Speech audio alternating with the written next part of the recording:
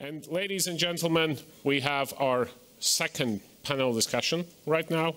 And I would like you to welcome with a warm applause Major Reid Meyers from Task Force Latvia, Canadian Armed Forces Cyber Task Force Commander. Reid, thank you. This stage is yours. Appreciate it. Welcome, everybody. I'm sure everyone's wide awake after a nice, heavy, delicious lunch. So pleasure to have you all here. We'll try and keep this as exciting as possible for you all. So thank you for joining us here today for this very important panel discussion under the theme of Stronger Together. Our aim is to shed light on the significance of alliances in the context of some of the ongoing conflicts, for example, the war in Ukraine and some of the frictions growing in the region, and then looking at this in the broader implications for regional security. We have a distinguished panel here today with us, and I'll begin by introducing our participants. So first off, the Canadian Armed Forces Cyber Force Commander, Rear Admiral Caroselli.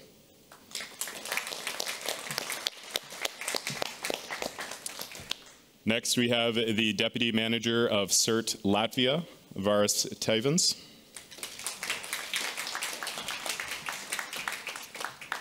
And lastly, a crowd favorite, the UK Regional Cyber Lead for Nordic Baltic Regions, Daniel.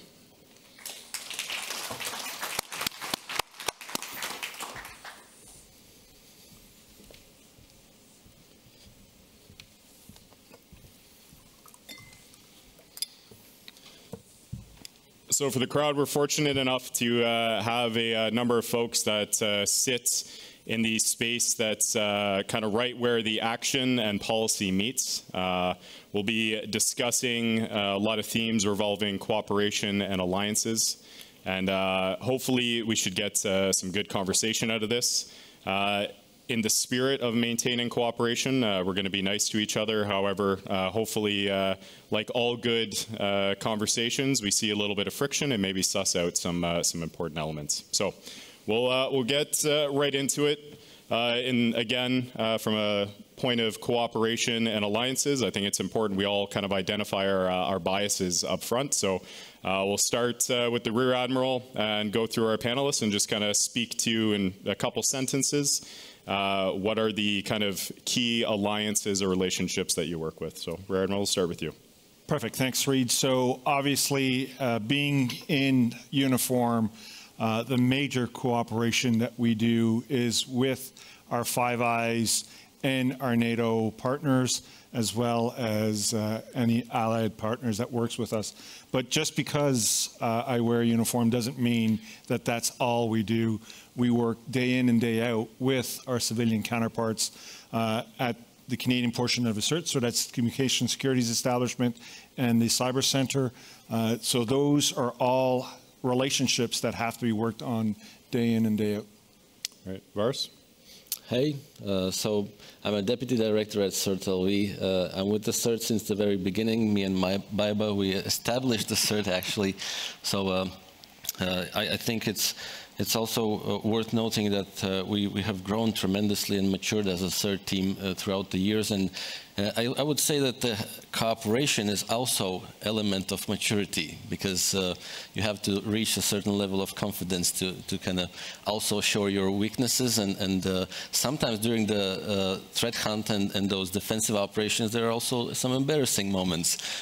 So yeah, that's the spot that we are currently at. And also lead the technical team, which I'm very proud of. The whole team is very capable, but we're a fairly small nation with a huge heart. But you know, we after the Russian aggression in Ukraine, we were able to see how our threat landscape changes. It does not necessarily change straight away, but it was prepared. So the ground was prepared, and we were able to prove it with data, thus justifying the necessity to cooperate even broader. Yeah, thank you. And Daniel, how about you? Some of your key kind of relationships from a UK perspective. Thanks. Yeah, I mean, likewise, the Five Eyes, obviously, and NATO. But I think that the key thing I would say is that even not just in and through NATO, but still in our DNA is Europe. Europe and our European partnerships. And it's still really early days since we left the European Union, and we're in a process now of thinking through the structure and the nature of those partnerships and relationships in Europe.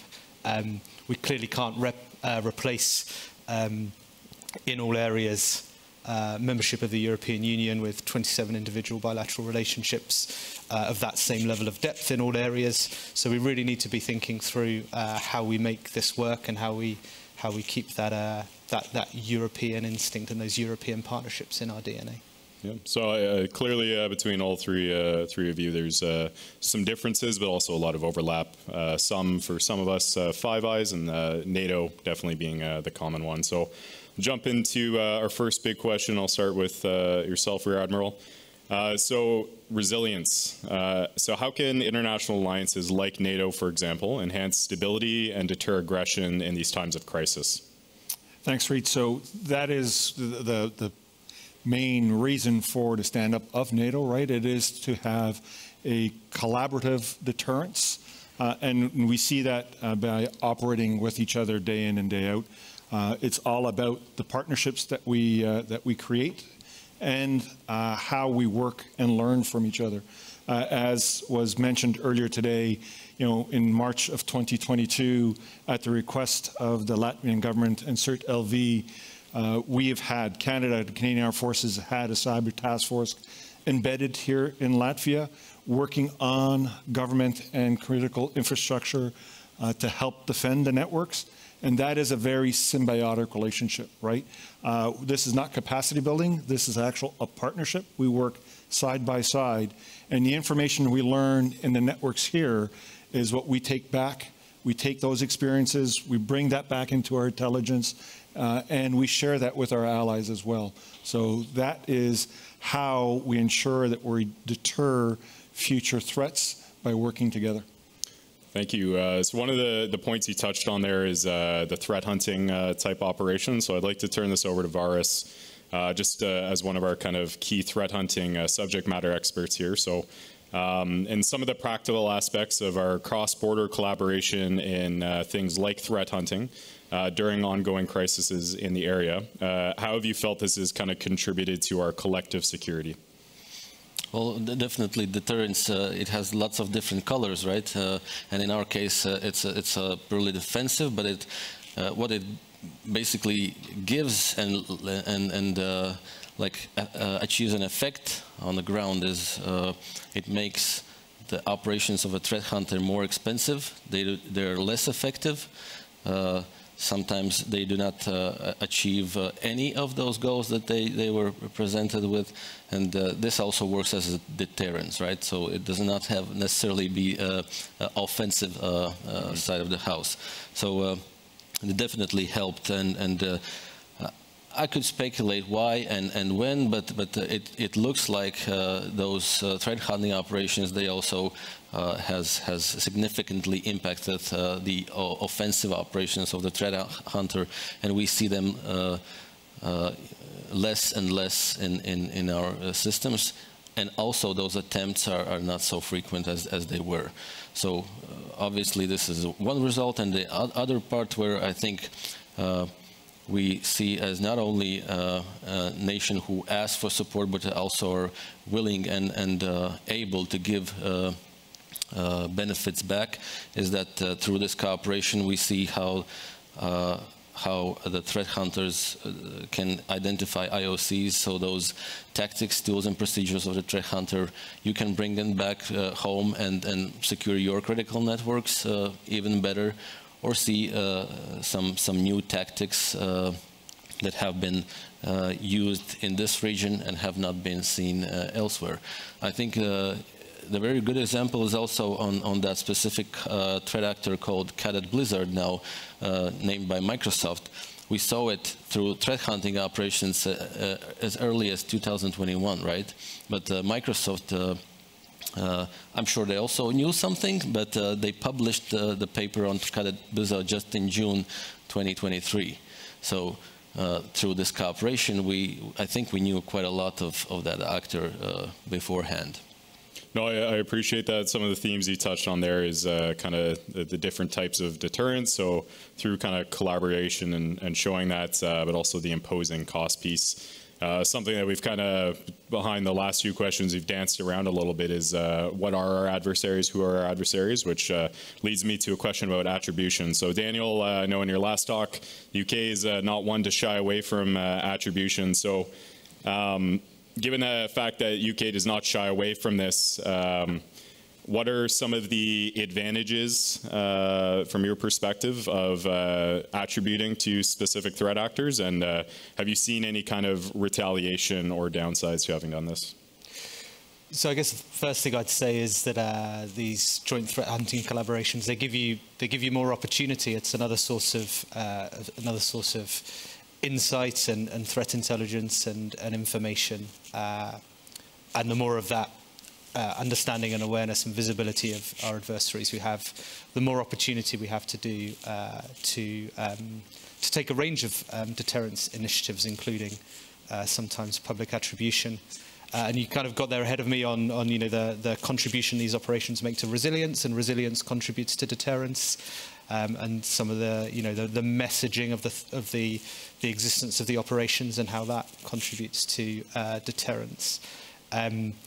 But yeah, the outputs of the operations is going to give an opportunity to make those choices. You know, in this instance, if there is an instance, is it in our interests? Does it support our objectives to publicly identify this adversary, to attribute it to a state where appropriate? Yeah, and that's great to have those opportunities, those tools in the toolkit, so to speak. No, I really appreciate that. So I'll pitch this one to the group. So in general, what specific ways has kind of the NATO collective security principles been applied in strengthening security in the Eastern Flank Baltic regions, and looking at things like bilateral relationships or kind of NATO writ large? So I could comment on cyber part, Yep. Definitely. So I think the NATO has been a facilitator for these bilateral cooperations. It does not necessarily mean that the whole NATO bloc is involved, right? But being just a facilitator and making things happen like it has happened between our nations, it has achieved very great results for both parties, I'm sure. Also, in case of real crisis that had to be addressed, I think it's very important that through those kind of cooperations, not only between us, Canada and Latvia, but also through knowledge, common knowledge, how we operate, do we have to adapt in case of crisis, or we already know how to bring people in, what tools are used, procedures, etc., and also competencies that we have. Is also a tremendous help, and through that kind of activity we can contribute both to the whole NATO bloc with information that comes out of it. So I would like to be sure that also in a real armed conflict case we can rely on our partners, and they will not be gone out of the country, right? So that is also very, very important part of that cooperation. No, yeah, I appreciate that. Yeah, and just to elevate that just a little bit, because you touched on the cyber aspect, Fars, but from a militaristic aspect, right? Just membership within NATO guarantees protection, right? So that in itself is the ultimate deterrence that we would like to have. But it's not just about membership; it's what's done. How do you prove that on a day-to-day basis? In reality, we've all seen that with the air policing, right? So the NATO countries participate and scan and defend the skies over the Baltic countries. So that is one area that shows our commitment to ensuring our communal safety, as well as the importance of participating in exercises and operations together.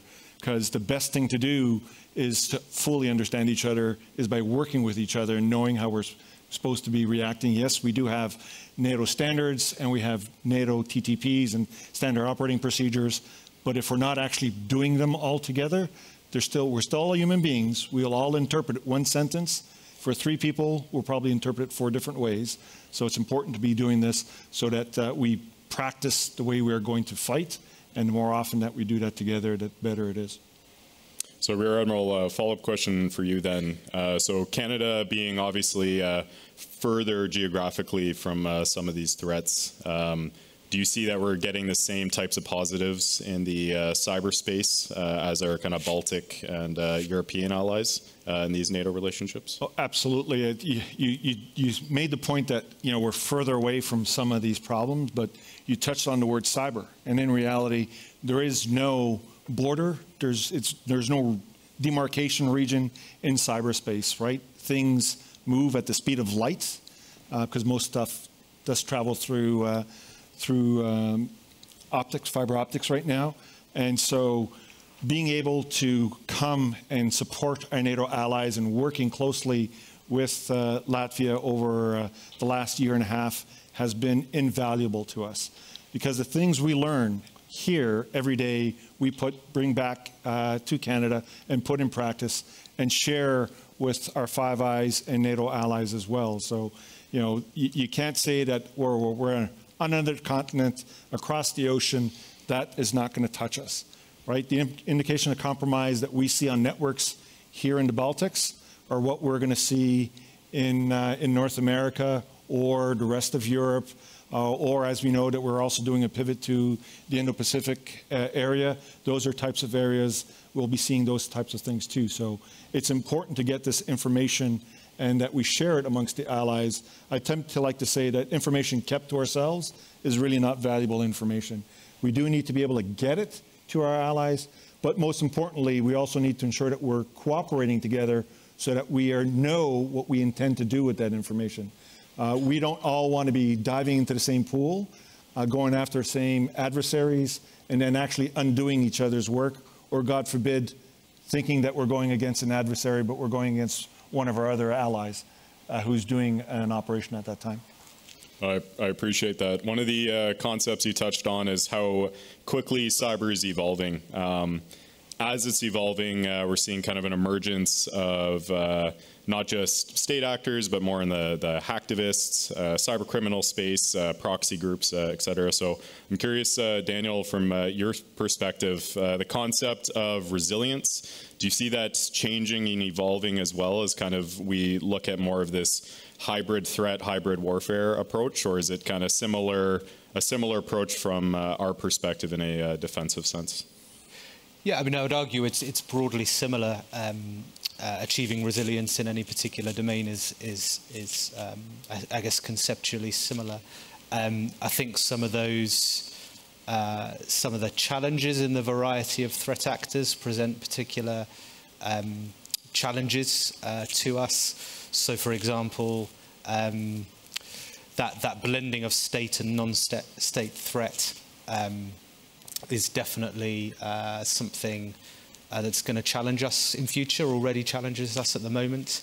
I think the proliferation of cyber tools in the criminal marketplace, combined with that other factor, probably put us in a position where the nature of the threat is going to evolve quite quickly, and we're going to need to build approaches to resilience that can accommodate that. We're going to have to start talking about how we address those challenges from a policy perspective too, internationally. So that dynamic changing in the threats and risk environment is definitely going to drive us forward. I really appreciate that. One of the points that we've touched on a couple times here is coordination between our nations when we're conducting cross-border activities. So I'll pitch the question to the group, but does anybody want to elaborate on some of the challenges, but also opportunities that arise when we're conducting some of these cross-border activities, such as threat hunting or information sharing? Well, I'll start. There's obviously lots of challenges just because we might have differences in legislation. We might have different capabilities, different understandings of some things, and also just like approaches to some issues. So behind the scenes, a lot of background work happens to those for those cooperations be successful, and that includes also the intelligence community, our national security authority, also granting those green lights and evaluating the risks that it's worth, right? And we get much more back than the risks are there. So also from the technical perspective, the really operational part, synchronizing the tools, techniques, approaches, like you would imagine that you just take the standard SANS DFIR cookbook and go in guns blazing, but apparently in real life it doesn't work like that. You saw it yourself, right? We can DDoS the environment in 10 seconds, but that is an extremely valuable experience that also creates an opportunity to formalize the bilateral threat hunting operations or whatever operations that might be, and you can have an actual guideline, or if you will, a field manual for operators during the threat hunt. And this is also one of our goals, obviously, to have it like a standardized procedures and avoid those issues possibly in the future. Sure. So far as fully agree that the challenge with respect to jurisdictions, legislation, et cetera, as well as ensuring that when we have cooperation, the levels that we're going in, and typically at the CERT or military level, we need to ensure that we're actually bringing it up to political level at times, because we don't necessarily want to surprise our politicians either. So there are lots of challenges with cooperation, but it's absolutely valuable to do, because the advantages of it, as you say, we learn, but also it's a force multiplier, right? When we get our constrained resources working together on a common problem, we're that much more effective and can, do things quicker, easier, and faster when we pool our resources, vice when we're all working in our own little rooms independently. Definitely. Yeah, I mean, I'd only add, it's really easy to go to conferences, have a couple of beers and get chatting afterwards and say, oh, we'd like to collaborate with you. We'd like to share information with you, and you say yes, yes, of course, yes, yes, you say of course, and then you take that home to departments and agencies, and you find people really busy with their immediate tasks, and you have to try and persuade them of the value of doing some collaborative effort or some information sharing effort or some overcoming policy hurdles with a partner, and do less of the job that they're doing at the moment.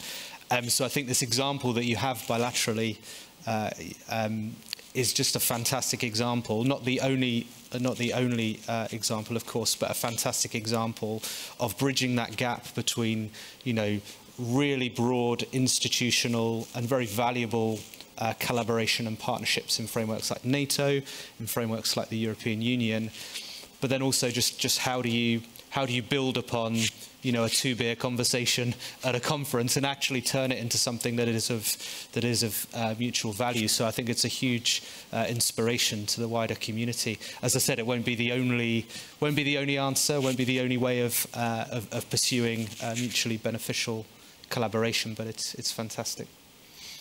I could just add that sharing the intelligence specifically on cyber threats is also not a super easy task for every nation, and I hope, and I have an actual feeling that by showing that those threat hunting operations that were intelligence driven, also from you guys and US partners and Canada, so we were able to react on actual intelligence pieces. Maybe they were just small and tiny, but it was enough to trigger an operation, threat hunting operation, and actually confirm that the threat actor is there, to get additional indicators and knowledge out of that and share something back, proving that we're actually taking this very seriously and it gives a result. So Lars, just to add to that, because the sharing of intelligence that you're both alluding to is actually quintessential, right? And what we have been doing over the last little while is trying to have conversations amongst the intelligence communities and saying, it's not about the information. typically information doesn't have to be at such a high security level, because that information may be, viable for 2 hours, 2 days, maybe 2 weeks. It's the source, how we get that information, that is extremely sensitive. And we need to work on ways in saying, if there's trust amongst partners, we're not going to ask about the source. We will trust the analysis, the intelligence that's been given to us. We need to ensure that we could get that at the speed of relevance. Because if we can't get that shared amongst ourselves at the speed that we need to work at cyber, that becomes our difficulty. And the step is, let's deal with source information carefully, but the post-analysis, the intelligence that we gain from that source information is what we need to move around amongst allies much faster. So on that, we've all kind of touched a point there on intelligence, information sharing. So Five Eyes versus NATO in terms of effectiveness of intelligence sharing. So Five Eyes, there's been a lot of kind of institutional memory and practice in sharing intelligence amongst these partners. Things like the global war on terror really reinforced some of these relationships. As we've seen much more of a pivot towards these NATO relationships, especially in the light of the invasion of Ukraine, is NATO as effective at sharing information, and will we ever get to a point where we're sharing it as effectively as Five Eyes has been? Yeah, so I'll start off on that. Sure. So, I mean, I'll talk about Canada and within the Five Eyes and the NATO perspective. Canada does not have any cyber-specific information sharing memorandums of understanding. We're still using our traditional intelligence memorandums of understanding to share information at Five or within NATO. And we see that happening now, right? We are working hard to ensure that we can get that information out. As many of you know, many of the Five Eyes and NATO countries are supporting Ukraine in their fight against Russia, and we are getting intelligence to Ukraine. We're working at it to ensure that it's classified at a level that it can be REL Ukraine, and it falls back to, we're not talking about source information here, it's about post-analysis intelligence they need to be able to react very, very quickly. So it can be done. Is there room for improvement? Absolutely, there's room for improvement, and that's what the communities, both on the cyber side and our intelligence side, are working with the Five Eyes and NATO to work on that. But we have come a long way over the last 18 months. So Varis, as coming from a nation that's outside the Five Eyes environments, do you feel like there's some frictions or room for improvement from what you've seen from kind of what Five Eyes is doing versus the information that's coming out of that community to NATO? Are you seeing some positives, negatives? Definitely positives, especially after Russian aggression in Ukraine. So Five Eyes nations have changed their attitude also on sharing those, maybe, as I said, really small pieces of information, but they are enough to react on specific threats. So that's definitely positive, and that is valid for both, like Five Eyes and NATO as such. Though there are some frictions, obviously, and you could always improve, but I'm not an intelligence officer to judge that, I also understand that there are very sensitive details involved, and I'm sure that always it will be much more effective in a smaller group than in a bigger, so that's kind of obvious, right? So, but as I said, there's definitely positive movement on that for our nation. Okay. Is there any UK perspective?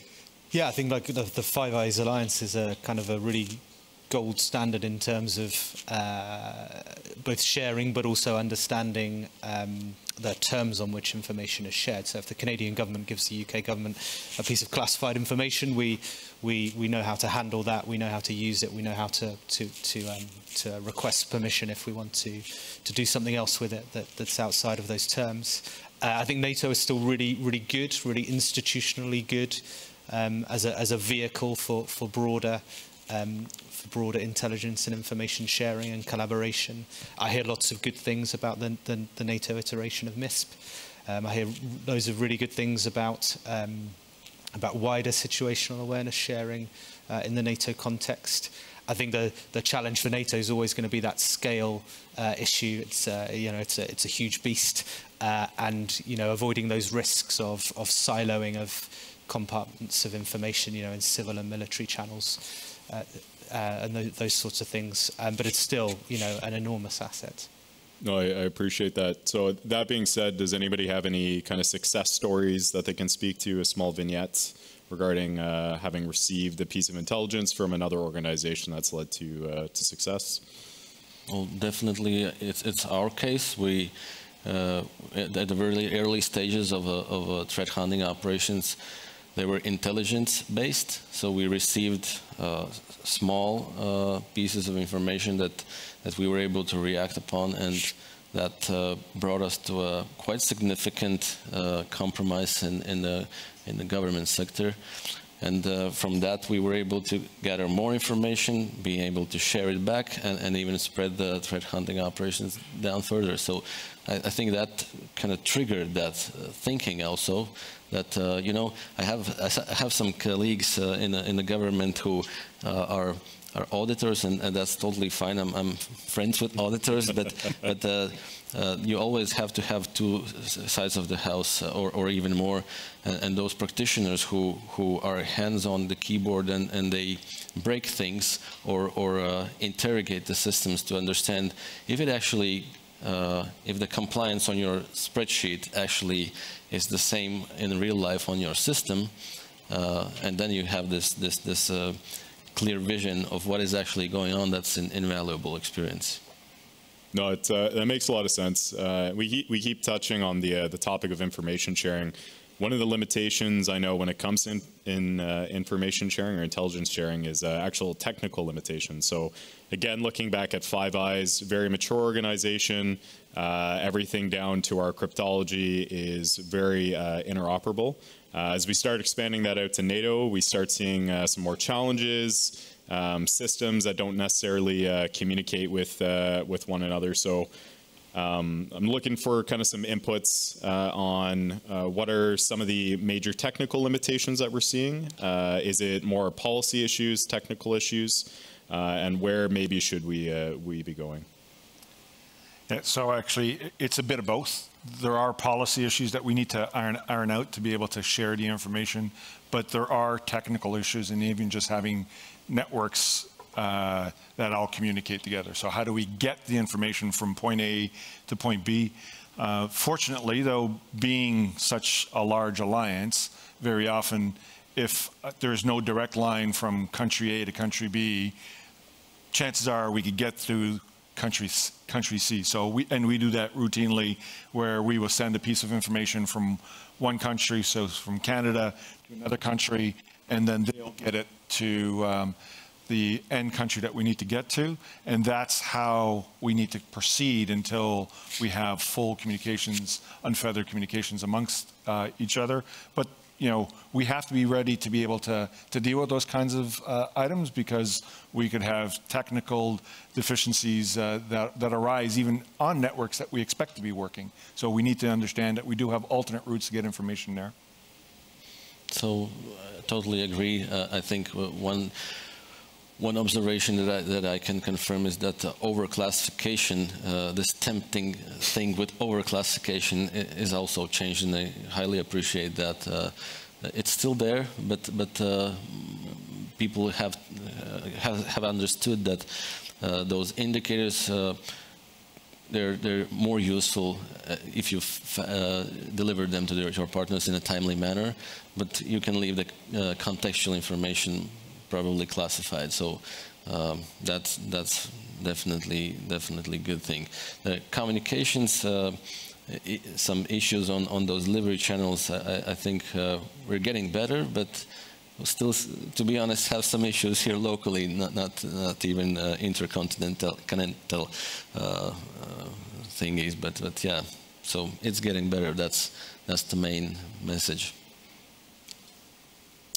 Okay, so there's many different ways that we can source intelligence, obviously. We have our kind of classified ways of collecting it based on our nation's capabilities. OCT, obviously, is something that has become far more prevalent in terms of how we conduct threat hunt operations, or even just identify what the threats are or what actors there are. So as we see kind of this rise in OCT CTI, between your nations, are you seeing more of a requirement to integrate some of these private companies that are providing a lot of this OCT information, or has kind of taken the approach of just basic researchers going through the internet? So I guess to tighten the question up a little bit, is there more of a requirement to rely on private sector to develop some of these OCT capabilities? I think so, yeah. So because it's actually natural, because you can do so much alone. It's not that much alone. So you have to have partners, and both in private enterprises and governments. So I think that OCT and the whole process of enriching the information, it also contributes to the attribution part, and that is something that well, the CERT community in Europe, it actually was born in academia, basically, in most cases. And in those old days, attribution was like a red light for CERTs. It's not our business. We don't care about that. But to be honest, I don't think that's the case anymore. So obviously, governments, especially in this geopolitical situation, they want to know who is targeting us. Can we do something to make them less effective, et cetera, et cetera. Also, those strategies on deterrence the attribution might be very important on that part. This is why the OCT and the whole enrichment process of information that you have is very much important, and private partnerships are definitely one way to achieve that. Daniel, do you have a point on this?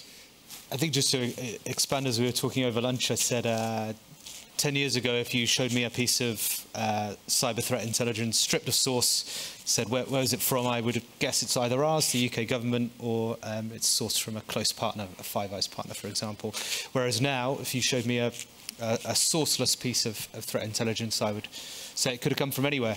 And I don't think it really matters whether we think that's a good thing or a bad thing. The cyber threat information intelligence ecosystem is completely different, and we do rely on a huge variety of sources of threat intelligence. That can be cyber incident response companies, it can be vendors of cyber threat intelligence, it can be the providers, the likes of Microsoft, for example. So that is just the reality of the ecosystem now, and it's actually, I think, of value. Going back to that conversation about protection of sources, the more variety and the more complexity there is in that ecosystem, where we do have incredibly sensitively sourced information, it just hides in that mass of threat intelligence. And generally speaking, where there is sensitive sourcing, we have an opportunity to use threat intelligence quicker than we used to be able to, because we can take those decisions quickly. No, I really appreciate that. And industry plays a critical role in the cyber domain, unlike some of the other conventional domain where typically industry will build something for you and hand it off, and then the militaries use it. In the cyber domain, industry's actively supporting the use of that, right? They're either providing the link, they're providing the piece of software, they're helping monitor, and most importantly, their data lakes are a whole lot larger than ours. They see a lot more traffic than any one country individually, and even if we pool all of our data together, we still won't see the amount of data, say, like the Microsofts, the Googles, the AWSs see. So having industry part of those conversations is going to be to our advantage. If we don't listen to them, it's our detriment, right? They have a lot more insight into certain areas of cyberspace than we do. I appreciate that. So we've hit a lot of, I think, positive points and kind of identified some room for improvement on the intelligence and information sharing. Shifting gears a little bit and maybe looking at something slightly more more sensitive is in the offensive space. So from a NATO context, how can we ensure responsible and ethical use of more offensive cyber capabilities? Obviously, we're getting into a more equity-protected realm, and then especially as we look at attribution of our own capabilities, where we're looking at more the overt, covert, or clandestine activities. How can we look at this from a NATO perspective, or should we be looking at this from a individual nation perspective, and how should we kind of be exploring this moving forward? Daniel? Yeah, I mean, it's a great question. I mean, and the last part of it, obviously both. There's a really healthy discussion going on in NATO about how to integrate national capability into NATO operations. And part of that conversation is about how to do that lawfully, how to do that ethically. And for us, the UK, we're probably at the furthest end of the spectrum on being really open about the nature of our capability, our national cyber force. So there's a publication you can find online, Responsible Cyber Power in Practice. It's a pretty extensive document describing what the national cyber force is, what it's there for, how it's governed. In broad terms, obviously, not specifics, the types of operations it does and how it achieves effect. And critically in there, the values and the ethics part of that. We don't just do things because we can. We do pause and ask ourselves whether it's the right thing to do. And very similar for us in Canada, we do offensive cyber operations, but it's not done willy-nilly. Like other conventional operations, we have to go through authorities, ministerial authorities, to be able to get that. But once we do have the ministerial authorities to do our offensive cyber operations, we be able to carry them out. And sometimes we're using the information from the defensive cyber operations because we're gathering intelligence at that point, and at the opportune time is when we turn that into an offensive operation. So in Latvia, we're not there yet with offensive cyber operations, but I think these key concepts of responsible and basically it kind of gives you a signal in NATO bloc for other countries who maybe just are developing their offensive capabilities in cyberspace to kind of like a guidance for this approach, being responsible, doing the least damage, assessing the targets, etc. So this is completely opposite of what we see with Russia, for example. Like, absolutely doesn't care if there's collateral damage with millions of other systems compromised, like it was with NotPetya or other campaigns. Maybe they don't even try to distinguish if other individuals, for example, that are totally not connected with the primary target are also affected, etc. So this the term responsible and responsibly conducting those operations, I think, is what defines NATO as well. So a common theme I've noticed is we've all spoken to kind of both through an alliance perspective as well as our individual nations, taking this responsible and ethical approach. That's usually ratified through things like policy. So just shifting gears a bit, but still talking the policy space. So I know I've been in these meetings where you're trying to educate or get a decision from a policymaker, and you're trying to explain something highly technical, and you get a lot of blank looks back as you're trying to translate the technical to the policy space. So what are things that we can do from a alliance NATO perspective to help educate our policymakers, and are we seeing improvements in kind of the flexibility of the policy space as things like cyber become a far more routine type of operation? Yeah, well, absolutely. The most important thing to do is to get them involved early on, right? So as soon as you start talking or thinking about either a defensive cyber operation or an offensive cyber operations, is to ensure you have all the right stakeholders at the table. So they're in the conversation from day one, not once we spent 3 months planning something and then we're going to go off and do it. And then the policy hand comes up and says, have you thought of? So if they're involved from day one, you get their insight early on, but most importantly, they're then part of the team. And if you have that continuity from one operation to another operation, they know how cyber personnel think. the cyber personnel know how the policy personnel think. And then that's no different. It's not just policy. Legal is there as well, because you need the team to be actually functioning, right? There are very stools that only have one leg. Most of them have at least 3, if not 4. We need to have all of them at the table at once, because bringing them all in late is just replanning work mostly.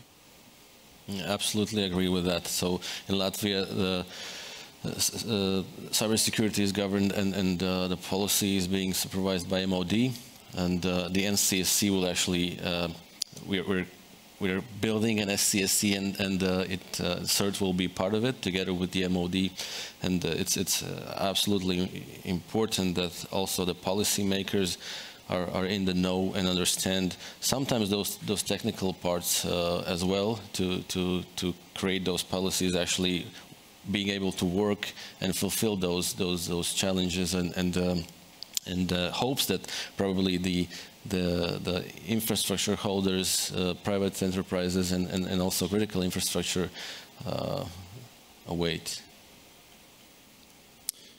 All right. So we've touched on how we're making positive gains and improvements kind of up and down the chain from the technicians all the way up to the policymakers. Now, what about laterally? So it seems like we've had a bunch of separate conversations regarding how can we improve relationships at the technical level, and that's meeting people, conferences like this, and kind of some of the middle management. Are we doing enough at all levels, and do these seem synchronized? Do we see any kind of room for improvement between our nations? Well, there's always room for improvement, right? That's already told. But I think that we're doing really good, and I'm quite fond of my country and also the policymakers at the MOD, how they can quickly adapt and go for our goals and achieve actual results quite fast. Maybe it's just the benefit of small nation that basically everyone knows everyone in a cyber field. But I'm sure also in your case, the cyber is some kind of a glue as well, right? So that happens quite good. To be able to deal with it, because the question you're asking is, should we be doing more at the horizontal level to be able to ensure we improve relationships, et cetera? And as Lars said, we could always improve relationships, but how we improve those relationships is by ensuring that the people engage, right? So like what we have here, by having a cyber task force come in every 6 months to be able to work day in, day out, right beside the personnel at CERT.LV, by osmosis, we're learning from each other, right? Which is the value of it. Then when the team comes back to Canada, they're sharing that experience with the rest of the Canadian team. But we do that as well with at 5, where we have embedded personnel in the UK, we have embedded personnel in the United States, in Australia, and vice versa, so that we're actually learning from each other. And you know, if we need to get some pieces of information at the working level quickly, they know that they could reach out to their compatriot on the other side. So it's not just about having the meetings amongst the seniors in the groups, because a lot of the work happens at the grassroots, and it's ensuring that they have the cooperation and the coordination and the communication links open. I appreciate that. So I'll pass kind of a final, more open-ended question before we start taking questions from the audience, and we'll start with Daniel. So very broadly, are we doing enough? Should we be looking at doing more? I know this is a big one, but I appreciate your opinion on this. Yeah, I guess I would circle that back to my previous comments on identifying these particular opportunities. There's nobody back home in anybody's capital who's short of work. So the key question is, what specifically valuable collaboration, information sharing, partnership opportunities exist there that will kind of cut through that and get people paying attention to them. Boris? Yeah, well, I would say that with my previous experience, the cooperation and doing more is already happening. So I'm happy that it is. Obviously, when you develop your capabilities, you always want more. I want more, but I think we're heading in the right direction. So that's and also to be honest, I think triggers the local cooperation as well with our partners here, like Latvian Mobile Telephone, TET, Radio and Television Center. We've achieved, I think, very huge goals, and our infrastructures have become much more resilient. Rear Admiral? I just want to pull on what Dan had indicated with respect to none of us have sufficient resources, neither people or money, to do everything we need to do. So collaborating together becomes absolutely essential. As indicated, that's the false multiplier, right? If I don't have a team of 10, but if we could get 3 partners, each put in a three, or one person puts 4, and we could get to where we need to get to much faster. So that becomes essential for us to be able to deal with all of the issues that we have to deal with in this domain. It makes a lot of sense. So my big takeaway, I think, from this talk is there's a lot of desire. Things are moving in the right direction. We've had a lot of successes, and I think that's good. You're never going to be able to implement the 100% solution right away. Everything is about incremental successes, and I am filled with hope that we are heading in the right direction, and I look forward to seeing how this evolves. So on this note, I would like to turn it over to the audience. If there is any audience-based questions.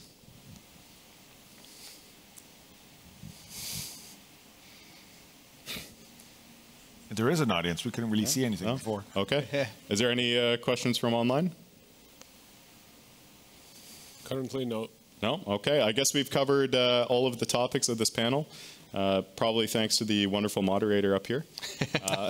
I want to thank our panelists very much for sitting in and having this conversation. I think it was very positive and productive.